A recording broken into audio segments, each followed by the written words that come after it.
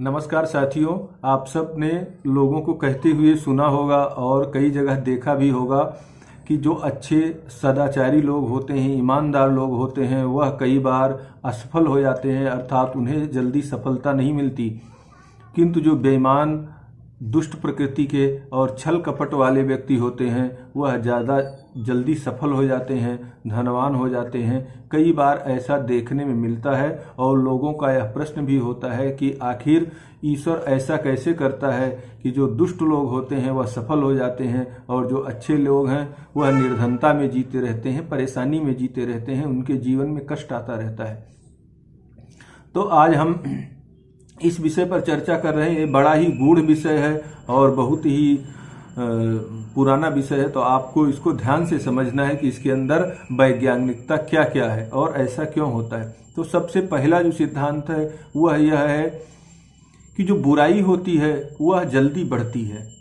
बुराई के बढ़ने की जो रफ्तार है वह ज़्यादा होती है। एक उक्ति है कि जिस समय सत्य अपने बैग पैक कर रहा होता है उस समय तक झूठ अपनी यात्राएं पूरी कर लेता है। तो इस तरह बुराई और असत्यता की जो रफ्तार होती है वह प्रारंभ में ज़्यादा होती है।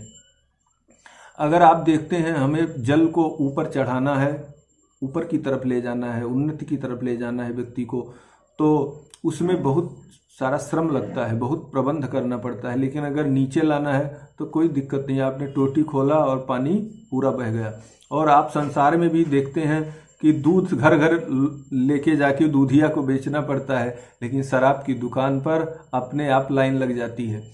तो यह एक संसार की विडंबना है और कलयुग का प्रभाव है। लेकिन इसमें और भी गूढ़ता क्या है, तो इसको हम समझते हैं कि अच्छाई और बुराई दोनों अलग अलग चीज़ें हैं। अगर आप अच्छा हैं, अच्छाई वाला काम कर रहे हैं तो आप अच्छे हैं, आपको अच्छा कहा जा रहा है, लोग आपको अच्छा मानेंगे, तो वो आपकी एक सफलता है। जो बुरा व्यक्ति है वो बुराई कर रहा है तो उसको लोग बुरा मानते हैं, बुरा जानते हैं, बुरा कहते हैं।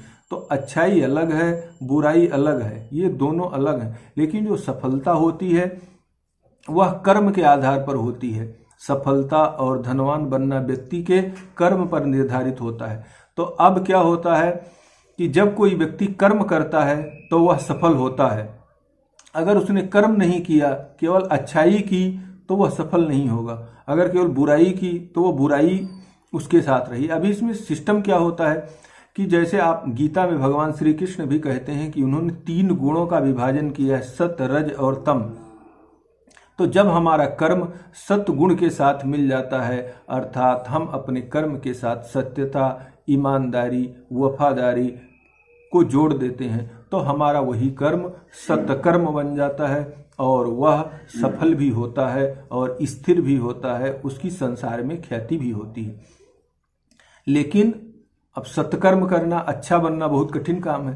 तो कई बार क्या होता है, हम ना अच्छा बनते हैं और ना बुरा बनते हैं, बीच का रास्ता लेते हैं और केवल अपने कर्मों पर ध्यान देते हैं कि जो कर्म है उसको हम अच्छी तरह करते हैं। तो उस कर्म को हम रजोगुणी कर्म कहते हैं कि जो हम अपने जीवन में भरण पोषण के लिए हम किसी को नुकसान भी नहीं कर रहे हैं, किसी को लाभ भी नहीं पहुंचा रहे हैं, किसी को हानि भी नहीं कर रहे हैं, लेकिन हम अपना काम कर रहे हैं, अपना जीवन यापन कर रहे हैं। तो वह रजोगुणी की कर्म के अंतर आता है, वह भी अच्छा है। नेक्स्ट आता है तीसरा और अंतिम भाग कि तमोगुणी कर्म, कि जब हम अपने कर्म के साथ बुराइयों को इन्वॉल्व कर लेते हैं, बेईमानी को, छल कपट को इन्वॉल्व करते हैं, तो वह तमोगुणी कर्म माना जाता है। तो सत्वगुणी कर्म, रजोगुणी कर्म और तमोगुणी कर्म यह किस प्रकार से होता है कि इन तीनों गुणों को जब हम अपने कर्म के साथ जोड़ देते हैं तब वह ऐसा कर्म बन जाता है। किंतु महत्वपूर्ण बात यह है कि अच्छा होने पर भी आपको कर्म करना पड़ेगा और बुरा होने पर भी आपको कर्म करना पड़ेगा।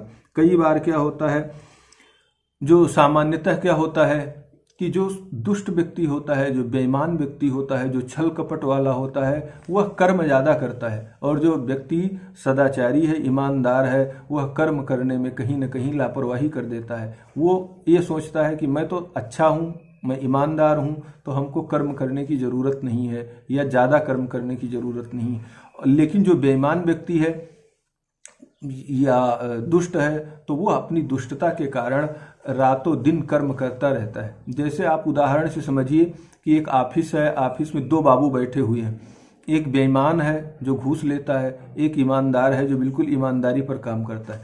लेकिन जो ईमानदार होगा वो टाइम से अपनी ऑफिस को बंद कर देगा, अपना टेबल क्लोज कर देगा। लेकिन जो बेईमान है जो घूस ले रहा है वह 4 घंटे ज़्यादा काम करेगा, 5 घंटे और करेगा, उसको लालच रहेगी कि और पैसे मिलेंगे।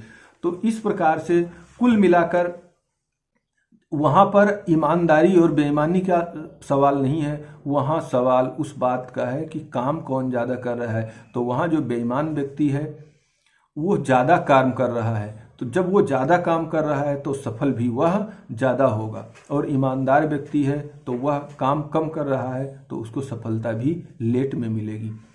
तो ये बड़ा ही मतलब वैज्ञानिक या एक क्रिटिकल कंडीशन होती है, तो इसको हम सबको समझना होगा। अभी हमारे जीवन में होता क्या है कि जब हम अच्छे होते हैं, संस्कारित होते हैं, ईमानदार होते हैं, तो कई बार हम कर्मों में लापरवाही करते हैं। हम कर्म अच्छी तरह से नहीं करते हैं, ईमानदारी से नहीं करते हैं और कर्म में हम पीछे रह जाते हैं। जो दुष्ट व्यक्ति है वह छल कपट करके किसी न किसी तरीके से वह उस कर्म को पूरा करता है तो उसको सफलता ज़्यादा मिल जाती है। जैसे सपोज करो आप किसी एक लेबर व्यक्ति की आपको ज़रूरत है, किसी गाड़ी वाले की ज़रूरत है, आपने बुलाया, तो बेशक वो व्यक्ति दुष्ट है, बेशक उसकी आदतें खराब हैं, वो नशा कर रहा है, लेकिन अगर वह आपके यहाँ आकर काम करता है, आपकी हेल्प करता है, तो जो उसका पारिश्रमिक होगा, मजदूरी होगा, वो आप उसको देंगे। लेकिन कोई बहुत अच्छा व्यक्ति है, लेकिन अगर वो आपके यहाँ काम करने नहीं आ रहा है तो आप उसको पैसे नहीं देंगे। तो इसलिए अच्छे बनने का मतलब, ईमानदारी का मतलब, सदाचारी का मतलब, पूजा पाठ करने का मतलब यह नहीं होता है कि आप अपने कर्म में ढीले पड़ जाएं या कर्म को छोड़ दें। कर्म को आपको मजबूती से करना है और उस दुष्ट व्यक्ति से भी ज़्यादा मजबूती से, ज़्यादा हार्ड वर्किंग से जब आप काम करेंगे तो आपका काम पीछे नहीं होगा, आप आगे निकलेंगे, क्योंकि आपके पास ईमानदारी भी है, आपके पास चरित्र भी है। और अब अगर आपने कर्म भी कर दिया तो आपका सोने में सुहागा हो गया और वह कर्म अस्थायी होगा। जो दुष्ट व्यक्ति का जो कर्म है, बेईमानों का जो कर्म है, उन्होंने सफलता तो बेशक प्राप्त कर ली जल्दी, लेकिन उनका विघटन भी जल्दी हो जाएगा। किसी केस में फंस जाएंगे, किसी मारपीट में फंस जाएंगे, कहीं न कहीं किसी कंट्रोवर्सी में फंस जाएंगे और तुरंत ही उनका पूरे बेईमानी के काले चिट्ठे खुल जाएंगे। लेकिन अगर आप ईमानदारी से काम कर रहे हैं तो आपका जो साम्राज्य होगा, आपका जो कर्म होगा, आपका जो धन संपत्ति होगी वो अस्थायित्व होगी, पीढ़ियों पीढ़ियों के लिए अच्छी होगी। तो इसलिए, लेकिन इन पूरी चीज़ों को कहने का जो अर्थ है वह यही है कि आपको कर्म पर अपने फोकस करना है, तभी आपकी अच्छाई काम आएगी। अगर आप अच्छाई को लेकर बैठे रहते हैं, सदाचार को लेकर बैठे रहते हैं, पूजा पाठ धर्म संस्कृति को लेकर बैठे रहते हैं और कर्म नहीं करते हैं, तो वो चीज़ें आपको सफलता नहीं दिला सकती। तो इन पॉइंटों को आपको समझना है। और एक जगह कहा गया है कि जिस प्रकार 100 बछड़ों में भी माता अपने बछड़े को पहचान लेती है, उसी प्रकार कर्म हर व्यक्ति को पहचान लेता है, उसको ढूंढ लेता है और उसे उस समय पर वह फल दे देता है। और गीता में भगवान श्री कृष्ण भी इसीलिए कहते हैं कि कर्मण लेवाधिकारस्ते मां फलेषु कदाचन, कि कर्म करने में ही हमारा अधिकार है, फल को प्राप्त करने में नहीं। तो आपको अपने कर्म पर पूरी तरह से बल लगाना है, फोकस लगाना है, दृढ़ता के साथ अपने कर्म को करना है, तो सफलता आपके पाँव के तले होगी, आपके साथ होगी, दुनिया आपके साथ होगी, लोग आपके साथ होंगे, क्योंकि एक तो आपका चरित्र अच्छा है और कर्म भी अच्छा हो जाएगा, तो आपको कोई पीछे नहीं हटा सकता। लेकिन हमारे संस्कृति में, हमारे धर्म में कई जगह हम लोगों ने कर्म को छोड़कर केवल धर्म को ही माना है, तो वो चीज़ें घातक हो जाती हैं। इसलिए कर्म श्रेष्ठ है संसार में सफलता के लिए, बाकी चीज़ों के लिए कर्म की श्रेष्ठता है, उसको आपको बनाए रखना है। और आपका कोई क्वेश्चन है तो आप पूछ सकते हैं।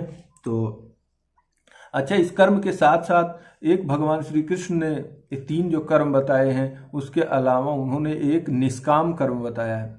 निष्काम कर्म की अपनी बड़ी महिमा है। कहते हैं कि वृक्ष कबहु नहीं फल वसै और नदी न संचय नीर और परमारथ के कारण साधुन धरा शरीर। कि जो लोग संसार में निष्काम कर्म करते हैं, अर्थात जिनकी कोई कामना नहीं होती है, जिनका कोई स्वार्थ नहीं होता है, जो संसार के हित के लिए कर्म करते हैं, वह कर्म इन तीनों कर्मों से भी ऊपर होता है और उस कर्म की और उस व्यक्ति की किसी के साथ तुलना नहीं की जा सकती। वह एक तरह से ईश्वर का ही रूप होता है जो निष्काम कर्म करता है। तो लेकिन अमूमन आम जिंदगी में निष्काम कर्म करना कठिन है, लेकिन फिर भी आप कर्म कर सकते हैं, सत्कर्म कर सकते हैं और आपको कुकर्मों से बचना होगा। तो इसी के साथ धन्यवाद, नमस्कार। आप सबका दिन शुभ रहे और आप इन बातों को दूसरे लोगों को भी पहुंचाइए। Thank you.